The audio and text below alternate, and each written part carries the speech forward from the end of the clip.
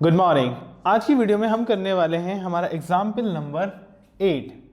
अगर आपने इससे पहले के एग्जाम्पल्स नहीं करे हैं तो मैं रिकमेंड करूंगा कि आप पहले वो एग्जाम्पल्स की वीडियो देखें, उसके बाद आप इस पर आएँ, क्योंकि थोड़ा बहुत फ़र्क पड़ेगा, बल्कि बहुत ज़्यादा फर्क पड़ेगा। ठीक है।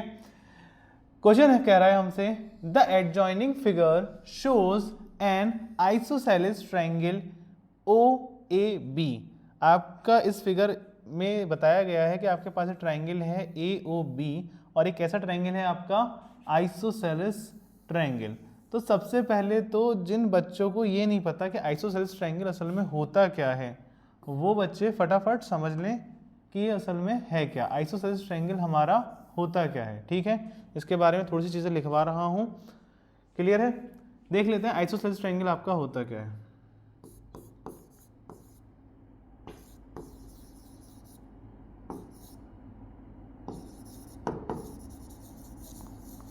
आइसोसेलेस ट्रायंगल, इसे हिंदी में क्या बोलते हैं? इसे हिंदी में बोलते हैं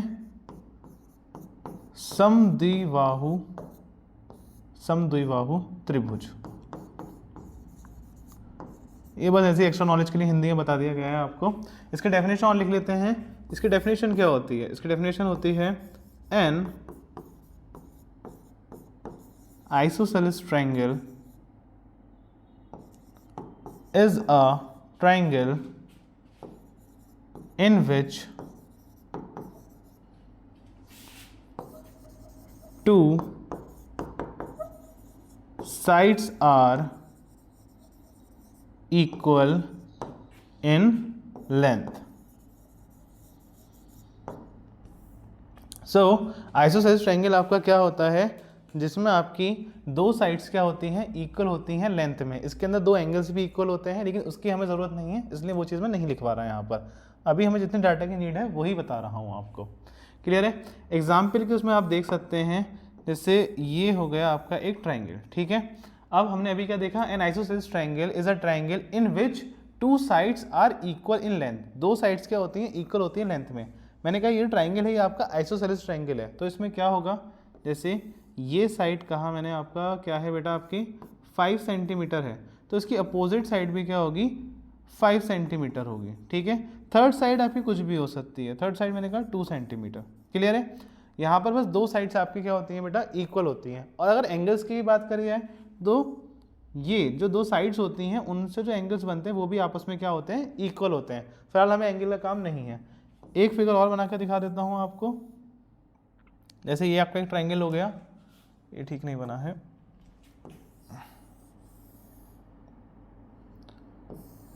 यहाँ से यहाँ तक मैं बोलता हूँ ये क्या है? 20 सेंटीमीटर। तो इसकी अपोजिट साइड भी क्या होगी आपकी?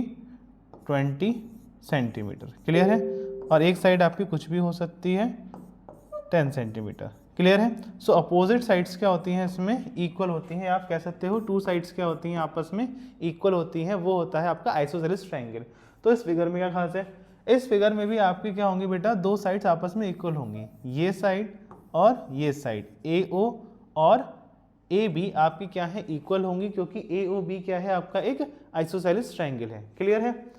सो इस डाटा को आप नोट कर लीजिएगा। फिलहाल मैं इसे साइड में कर देता हूं।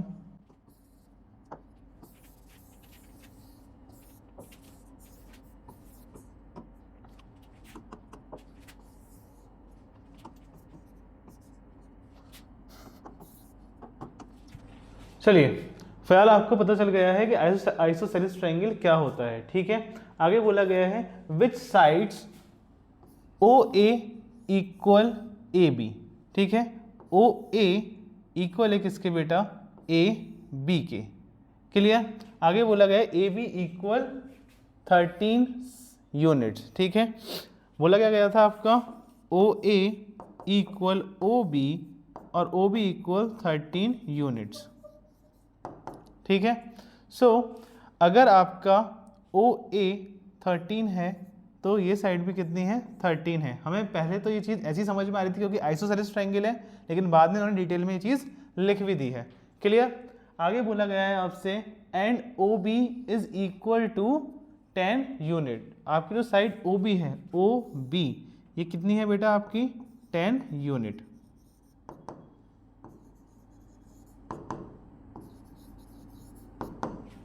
क्लियर। देन आपसे बोला गया है find the coordinates of the vertex. हमें क्या करना है, वर्टेक्स का मतलब क्या होता है आपके कोने। क्लियर है। सो ये जो हमारी वर्टेक्स हैं इस ट्रायंगल की ए, ओ और बी, हमें इन वर्टेक्स के क्या बताने हैं बेटा, कोऑर्डिनेट्स बताने हैं ग्राफ पर। क्लियर है, गॉट इट। आई होप आपको इस क्वेश्चन का मीनिंग बहुत अच्छे तरीके से समझ में आ गया होगा। क्लियर है। सो हम इसे आगे कैसे करेंगे, देखिए अब हमें इस फिगर के अंदर आपकी एक चीज़ और दी गई है। क्या दिया गया है, यहाँ पर आपका एक परपेंडिकुलर है। परपेंडिकुलर क्या, ये देखिए ये क्या है आपका परपेंडिकुलर है ए एम। क्लियर। कैसे पता चला, क्योंकि यहाँ पर 90 डिग्री के एंगल्स हैं। ठीक है। अच्छा, एक परपेंडिकुलर की खास बात होती है कि परपेंडिकुलर क्या करता है, किसी लाइन पे 90 डिग्री का एंगल बनाता है, प्लस जिस लाइन पे बन रहा होता है उस लाइन को 2 इक्वल पार्ट्स में डिवाइड करता है। सो हमारा जो लाइन है ओ बी, ये क्या है अपने आप में 10 यूनिट है। अब ये पूरी 10 यूनिट है और ये परपेंडिकुलर इसके ऊपर आ रहा है, तो इसका मतलब क्या हुआ, ओ से लेकर एम तक की डिस्टेंस क्या होगी बेटा आपकी 5 यूनिट, और एम से लेकर बी तक की डिस्टेंस क्या होगी आपकी 5 यूनिट। क्लियर है, ये बात आपको समझ में आई कि ये जो आपका ए एम परपेंडिकुलर है ये ओ बी को 2 इक्वल पार्ट्स में डिवाइड कर रहा है, प्लस यहाँ पे एक एंगल भी बनना है 90 डिग्री का। क्लियर। अब यहाँ से हम एक चीज़ और लेंगे, क्या, अगर आप बहुत ध्यान से देखें तो यहाँ पे आपका एक राइट एंगल ट्राइंगल बन रहा है। ये कैसा, देखिए मैं यहाँ बना के दिखा देता हूँ आपको। यहाँ पे आपका एक ट्राइंगल बन रहा है, ये ए ओ और एम 90 डिग्री का एंगल। क्लियर है। ए ओ एम क्या बन रहा है आपका, एक राइट एंगल ट्राइंगल बन रहा है, और इसकी डायमेंशंस भी हम लिख लेंगे। डायमेंशंस क्या है, ओ ए क्या है बेटा आपका 13 यूनिट है। ओ एम हमारे पास अभी आया है, ओ एम क्या है हमारे पास 5 यूनिट है।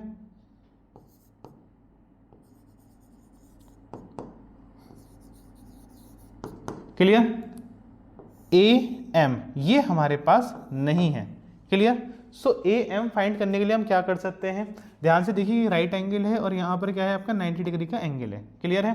सो 90 डिग्री के ठीक सामने वाली साइड क्या होती है आपकी हाइपोटेनियस, दूसरी साइड क्या होती है आपकी परपेंडिकुलर, और नीचे वाली साइड क्या होती है आपका बेस। क्लियर है। इस क्वेश्चन को करने के लिए आपको पता होना चाहिए पाइथागोरस थ्योरम क्या होती है। क्लियर। सो यहाँ पर थोड़ा सा पॉज लेके, जिन बच्चों को पाइथागोरस थ्योरम नहीं पता है मैं उन बच्चों को पाइथागोरस थ्योरम बता देता हूँ, फिर हम वापस इसे यहीं से स्टार्ट करेंगे। क्लियर है। पाइथागोरस थ्योरम समझे वो बच्चे जिन्हें नहीं पता कि पाइथागोरस थ्योरम क्या होती है। क्लियर। सो पाइथागोरस थ्योरम क्या होती है आपकी, देखते हैं।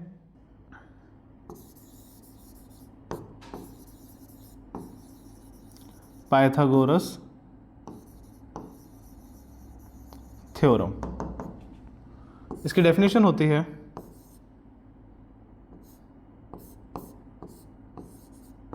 इन a right angle triangle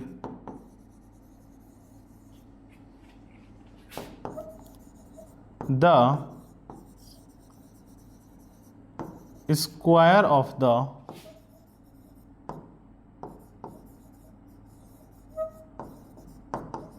hypotenuse is equal to the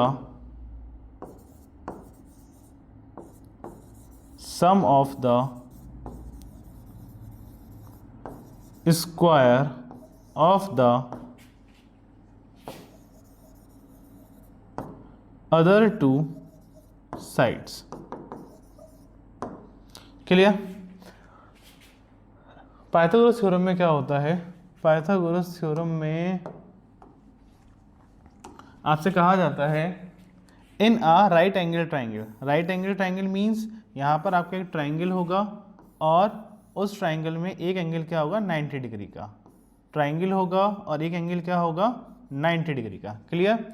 the square of the hypotenuse. Hypotenuse का स्क्वायर मीन्स एच का square is equal to the sum of square of other two side. Other two sides हमारी क्या क्या होती हैं? Other two sides होती हैं हमारी परपेंडिकुलर और बेस। क्लियर? यहाँ पे और समझा देते हैं। एक राइट एंगल ट्राइंगल ले लेते हैं। ये हमारे पास एक राइट एंगल ट्राइंगल आ गया है। इसमें ये साइड क्या होगी आपकी? ये है आपका बेस। बेस समझने से पहले ये समझो, जहाँ पर भी आपका 90 डिग्री का एंगल होता है, 90 डिग्री का एंगल अगर आपका यहाँ पर है तो 90 डिग्री के ठीक सामने जो साइड्स होती है, 90 डिग्री के ठीक सामने वाली साइड को हम क्या बोलते हैं? एच बोलते हैं। H mean hypotenuse. क्या? हाइपोटेनियस। क्लियर है? और अदर साइड जो नीचे की तरफ होती है उसे हम क्या बोलते हैं? आपका बी बोलते हैं। B means base. क्लियर? और जो परपेंडिकुलर होता है, जो स्ट्रेट लाइन होती है अपवर्ड्स, उसे हम क्या बोलते हैं? परपेंडिकुलर। क्या बोलते हैं? परपेंडिकुलर। क्लियर है? अगर यही फिगर आपकी मिरर इमेज में बनाई जाए, मतलब इस तरीके से बनी हो, तो यहाँ देखिए ये रहा आपका 90 डिग्री का एंगल। सो 90 डिग्री के ठीक सामने क्या होती है? आपकी हाइपोटेनियस। ये हो गया आपकी परपेंडिकुलर और ये क्या है? बेस। क्लियर? अब पाइथागोरस थ्योरम क्या कहती है? पाइथागोरस थ्योरम ये कहती है कि हाइपोटेनियस का जब आप स्क्वायर करोगे तो वो इक्वल होगा परपेंडिकुलर के स्क्वायर प्लस बेस के स्क्वायर के। इसे लिखते कैसे हैं? ये चीज़ समझिए। इसे हम लिखेंगे इस तरीके से,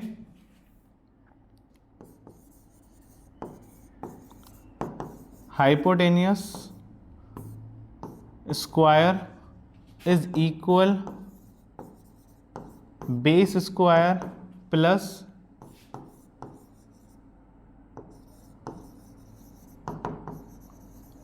परपेंडिकुलर स्क्वायर। शॉर्ट में से लिख सकते हैं हाइपोटेनियस स्क्वायर का इतना बड़ा ना लिखने की जगह आप लिख सकते हो H square is equal B square plus P square. Clear है? इसी को हम क्या बोलते हैं? Pythagoras theorem. ये क्या है? आपकी पाइथागोरस थ्योरम है।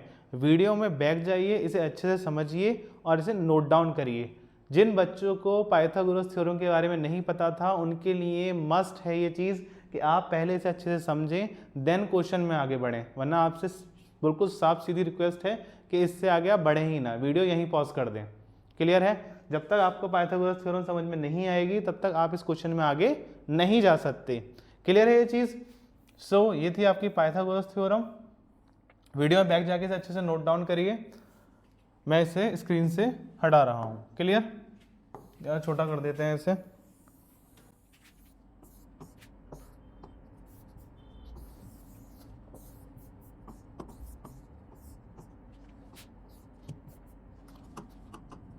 सभी बच्चे एक चीज़ का ध्यान रखें, अभी आपको जो आइसोसेलेस ट्रायंगल और पाइथागोरस थ्योरम समझाई है ये वो बेसिक है जो आपका पहले से क्लियर होना चाहिए था। ठीक है?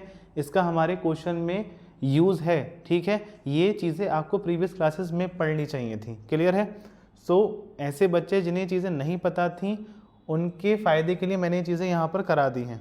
Got it? बट हमारे क्वेश्चन का एक्चुअल सॉल्यूशन अभी भी बस यहीं से चालू है। इस सब को लिखने की ज़रूरत आपको एग्ज़ाम में नहीं है। एग्ज़ाम में आपका सॉल्यूशन इस फिगर में और यहीं से स्टार्ट है। क्लियर? सो यहाँ जो हमारा ट्रायंगल बन रहा है इसमें 90 डिग्री का एंगल है, इसका मतलब से पाइथागोरस लग सकती है। पाइथागोरस हमने अभी समझी है। पाइथागोरस क्या होती है? आपका हाइपोटेनियस का square is equal base square plus perpendicular का स्क्वायर। Got it? तो इस ट्रायंगल में हम पाइथागोरस थ्योरम लगाएंगे और पी की वैल्यू फाइंड करेंगे। क्लियर? हाइपोटेनियस हमारी क्या है बेटा? 13। इट मीन्स 13 का स्क्वायर इज इक्वल, बेस हमारे पास क्या है? 5 मीन्स 5 का स्क्वायर प्लस परपेंडिकुलर हमें पता नहीं है, यही फाइंड करना है, तो पी स्क्वायर। 13 का स्क्वायर क्या होता है? 13 का स्क्वायर होता है बेटा 169। क्या होता है? 169। जिन बच्चों को नहीं पता वो इधर देख लें। स्क्वायर ऐसे निकालते हैं 13 मल्टीप्लाई बाय 13।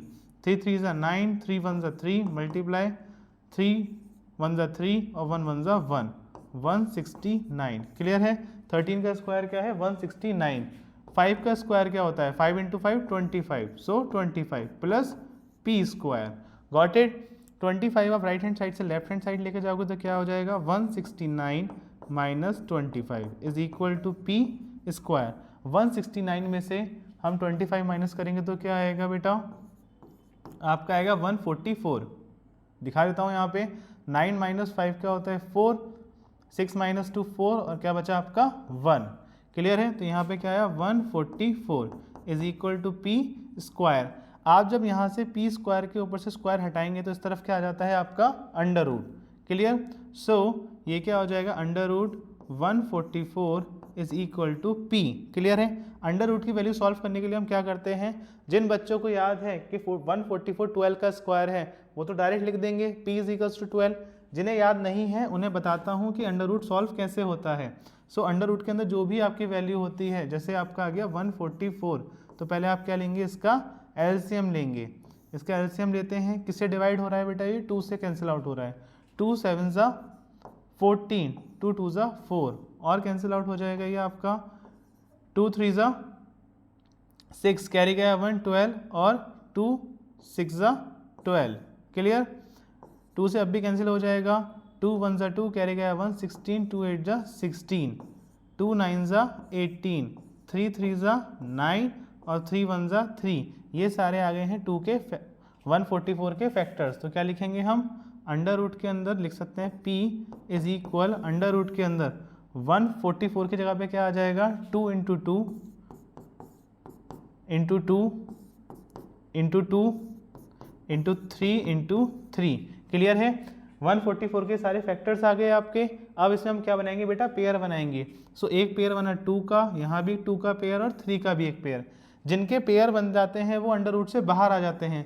तो p इक्वल टू इस 2 का पेयर बन गया तो 2 अंडर रूट से बाहर मल्टीप्लाई, यहाँ एक पेयर बना तो ये 2 भी बाहर, यहाँ एक पेयर बना तो ये 3 भी बाहर। क्लियर है, तो p इक्वल 2 2 ज़ा 4 और 4 3 ज़ा 12।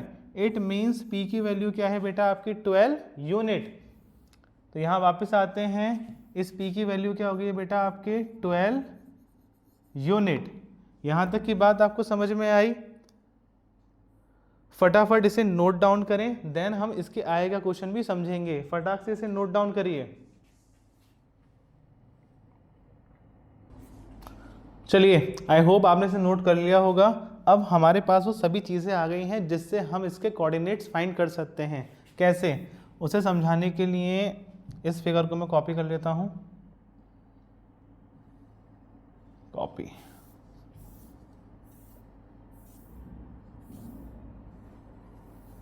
चलिए यहाँ पे ऑलरेडी फिगर है हमारे पास, मैंने एक्स्ट्रा में एक फिगर पहले ही लगा रखी है यहाँ पे। ठीक है,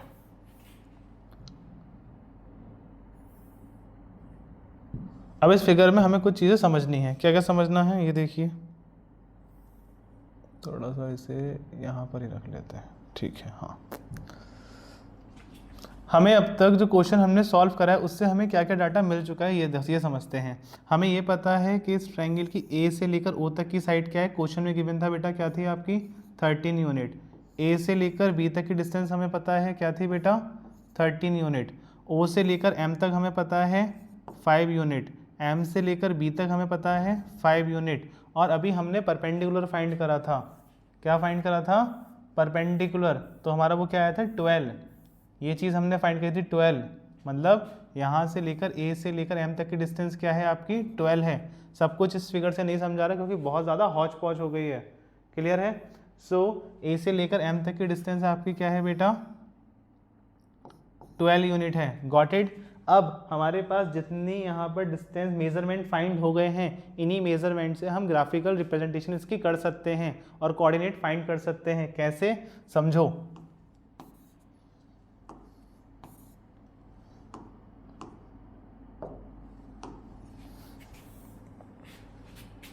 सबसे पहले हमें ये पता है कि जो आपका पॉइंट है जहाँ पे दो लाइन एक दूसरे को इंटरसेक्ट करती हैं वो क्या है आपका 0 है। क्लियर है, वो आपका 0 है, उसे नाम दिया गया है O। फिर यहाँ से अगर हमें M तक जाना है तो कितनी डिस्टेंस है आपकी 5 यूनिट। तो ये देखिए 1 2 3 4 5, इट मीन्स इस 5 पर क्या है आपका पॉइंट M। ठीक है, इस जगह पर क्या है आपका पॉइंट O। क्लियर है। अब अगर हमें M से B पर जाना है तो वो भी कितनी डिस्टेंस पर है 5 यूनिट पर। m हमारा ये रहा 5 पर, हमें 5 यूनिट और आगे जाना है, 1 2 3 4 5, ये पॉइंट हमारा क्या हो गया बेटा आपका b। क्लियर है, o m b ये पॉइंट हमें मिल चुके हैं। आगे बढ़ते हैं, हमें ये पता है कि जो हमारा पॉइंट A है वो हमारा M से ही जा रहा है ऊपर की तरफ, M पे परपेंडिकुलर है। सो ये रहा M और यहाँ से परपेंडिकुलर ड्रॉ कर देते हैं ऊपर तक। क्लियर,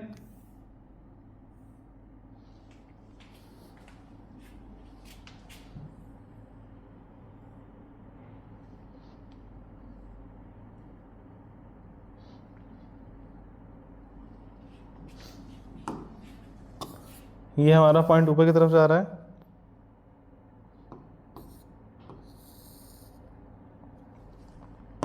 ठीक है, आगे हमें एक चीज़ और पता है, क्या पता है कि ये जो हमारा M से जो लाइन ऊपर की तरफ जा रही है इसकी डिस्टेंस क्या है बेटा 12 यूनिट। ठीक है, तो हम इसे कहाँ तक लेके जाएंगे 12 यूनिट तक, मीन्स यहाँ तक। एक लाइन हमने यहाँ से ड्रॉ करी। क्लियर है, अब हमारे पास ये जो पॉइंट आया, ये पॉइंट क्या है बेटा आपका A। गॉट इट, हमारे पास सारे पॉइंट आ गए हैं। A हमारा आपका ये रहा, ठीक है, O हमारे पास यहाँ पर है, ठीक है, M हम देखें तो ये रहा हमारा 5 पर और B हमारा कहाँ रहा 10 पर। क्लियर ये चीज़।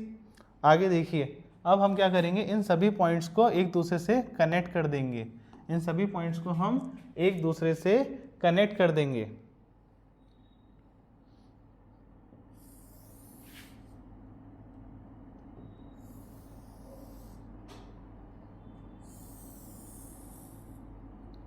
ये देखिए, ये बन गया है आपका एक आइसोसेलेस ट्रायंगल। क्लियर है, बिल्कुल इसी तरह का ग्राफ हमारा बन चुका है। अब हमें क्या बताने थे, हमें इस ट्रायंगल के कोऑर्डिनेट्स बताने थे। तो हमें ए का कोऑर्डिनेट बताना है, ओ के कोऑर्डिनेट बताने हैं हमें, और बी के कोऑर्डिनेट बताने हैं। क्लियर, तो हमारे ए के कोऑर्डिनेट क्या होंगे, ए के कोऑर्डिनेट होंगे, पहले आएगा हमारा X means 5 comma then Y 12। तो ए के कोऑर्डिनेट है हमारे 5 कॉमा 12। बात करें ओ की, तो ओ के कोऑर्डिनेट तो बहुत सिंपल है, 0 कॉमा 0 कॉमा 0।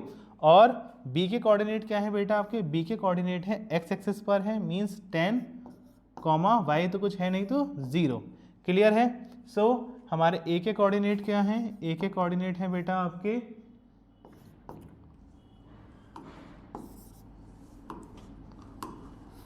ए के कोऑर्डिनेट हैं आपके 5 कॉमा 12। ओ के आपके कोऑर्डिनेट हैं बेटा 0 कॉमा 0 और बी के कोऑर्डिनेट हैं आपके 10 कॉमा 0। गॉट इट, यही हमसे क्वेश्चन में पूछा गया था। हमने इन्हें फाइंड भी कर लिया है, इसके अलावा हमने इसकी ग्राफिकल रिप्रेजेंटेशन भी दिखा दी है। क्लियर है, आई होप आपको ये क्वेश्चन बहुत अच्छी तरीके से समझ में आया होगा, प्लस ये क्वेश्चन उन बच्चों को भी समझ में आया होगा जिनका थोड़ा सा बेस प्रीवियस क्लासेस में रह गया था। क्लियर है, सो मिलते हैं नेक्स्ट वीडियो में, और in case I don't see या, good afternoon, good evening and good night.